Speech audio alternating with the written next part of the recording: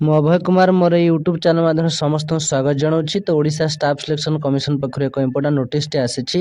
ତେବେ ଏହି ନୋଟିସ୍ରେ କ'ଣ ଅଛି ଆମେ ଡିଟେଲ୍ରେ ଜାଣିବା। ଭିଡ଼ିଓଟିକୁ ଶେଷ ପର୍ଯ୍ୟନ୍ତ ଦେଖନ୍ତୁ, ଲାଇକ୍ ସବସ୍କ୍ରାଇବ୍ ସେୟାର କରନ୍ତୁ। ତେବେ ଦେଖନ୍ତୁ ଏଠି ସ୍ପଷ୍ଟ ମେନସନ୍ ଅଛି କି ଓଡ଼ିଶା ଷ୍ଟାଫ୍ ସିଲେକ୍ସନ୍ କମିଶନ, ଏହାର ଡେଟ୍ କଥା ଯଦି ଆମେ ଦେଖିବା 13/2/2024 ଅର୍ଥାତ୍ ରିସେଣ୍ଟଲି ଆସିଥିବା ଏକ ନୋଟିସ୍। ତେବେ ଏ ନୋଟିସ୍ଟିକୁ ମୁଁ ସମ୍ପୂର୍ଣ୍ଣ ପଢ଼ି ସାରିଛି। ଏଥିରେ ସ୍ପଷ୍ଟ ମେନସନ୍ ଅଛି କି 2023 ମସିହାରେ ଯେଉଁ କମ୍ବାଇଣ୍ଡ ହାୟର ସେକେଣ୍ଡାରୀ ଲେବୁଲ୍ର ଯେଉଁ ଏକ୍ଜାମିନେସନ୍ ହେଇଥିଲା ବା CHSL ଲେବୁଲ୍ର ଯେଉଁ ଏକ୍ଜାମିନେସନ୍ ହେଇଥିଲା OSSC ତରଫରୁ, ତ ଏହାର ରେଜଲ୍ଟ ଆସିଛି। ତେବେ କେଉଁ ପୋଷ୍ଟ ପାଇଁ ଏ ଯେଉଁ ଏକ୍ଜାମିନେସନ୍ ହେଇଥିଲା ସେ ମଧ୍ୟ ଲେଖା ହେଇଛି। ଦେଖନ୍ତୁ ଏଠି ସ୍ପଷ୍ଟ ଲେଖା ହେଇଛି କି main written examination for the post of soil conservation extension worker of a combined higher secondary or equivalent requirement examination for group B and group C specialist post service 2023। तो यहाँ 2023 रे परीक्षाटी करा जायतिला जोटा कि OSSC तरफरु एवं combined higher secondary level examination थिला। तो जो माने ए परीक्षाटी देइथिले यार रिजल्ट आसी सारछि। तो यार प्रिलिमिनारी एग्जाम रिजल्ट आसी सारछि। तो जो माने मेन रिटिन एग्जाम पई उत्तीर्ण होइछन्ति तो सेमानक रोल नंबर अछि। आमे देखिबा जे केउ मानक रोल नंबर सब अछि। तो बहुत सारा पिला सिलेक्ट होइछन्ति। मु एठी देखै दउछि, देखंतु एठी स्पष्ट लिखा आइछि। देखंतु list of candidates 1235 provisional shortlisted for appearing in the main written examination for the post of soil conservation extension worker of combined higher secondary or equivalent recruitment examination for group B and group C specialist post service 2023 रे exam टे होइतिला।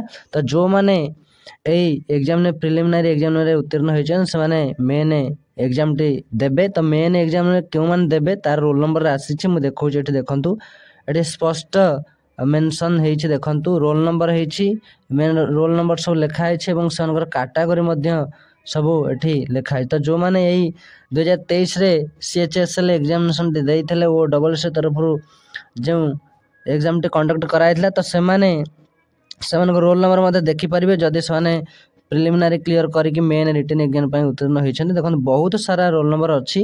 एठी सब serially देइनी, सब मिसिक देइछि। जे देखंतु एठी देइछि unreserve मध्ये देइछि, SC देइछि, SC BC देइछि, OBC एक्स सर्विसमैन ए सब मिसिक देइछि। तो जो माने एग्जाम टी देइथिले से माने निहाते सन रोल नंबर खोजंतु जदि से माने प्रिलिमिनरी एग्जाम टी क्लियर करछन्ते। मेन एग्जाम पई एई नोटिस टी आसीछि। तो जो माने निजको प्रस्तुत करुछन्ति यार मेन एग्जाम टी पई एवं प्रिलिमिनरी क्लियर करछन्ति तो से माने निहाते वीडियो को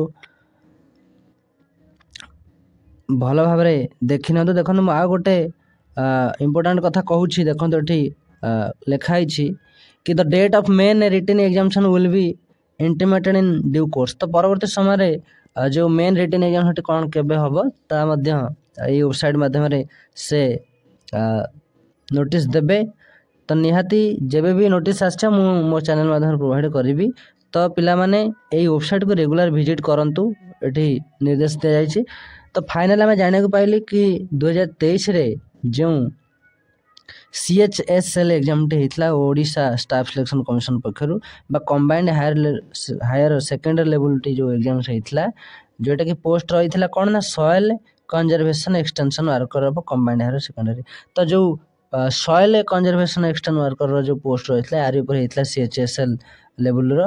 तो जो माने प्रिलिमिनरी क्लियर करिसेंते से माने मेन रिटन एग्जाम निहाती देबे एवं सन रोल नंबर मध्ये आसीछि। तेबे एई भली भाबरे नोटिस टी रहिछि। जो मान देखिया चाहछन सनक रोल नंबर OSSC वेबसाइट रे जाय मध्ये ए PDF टी डाउनलोड करि परिबे। तेबे आशा करछि निहाती वीडियो टी भल लागिथिबो। शेष पर्यंत देखिथिबारु समस्त धन्यवाद।